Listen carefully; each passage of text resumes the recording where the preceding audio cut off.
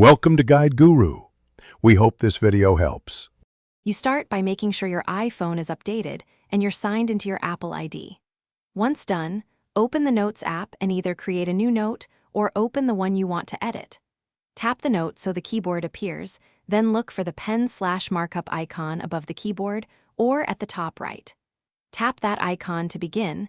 This is the first actionable step to reveal the drawing and writing tools built into Notes. Once the drawing canvas opens, choose between pen, pencil, or highlighter.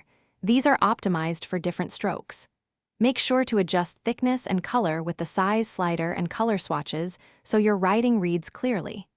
Use pinch to zoom to refine small details and two-finger tap to undo quick mistakes. Draw with your finger. iPhone doesn't support Apple Pencil. And make use of the eraser and selection lasso to move. Finish by tapping Done to embed the writing into the note. It saves automatically. If you need to send the result, use the Share button to export as PDF, image, or send via messages or mail.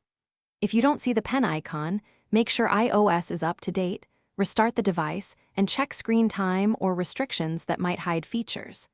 If that still fails, reinstall the Notes app or sign out and back into your Apple ID to refresh settings.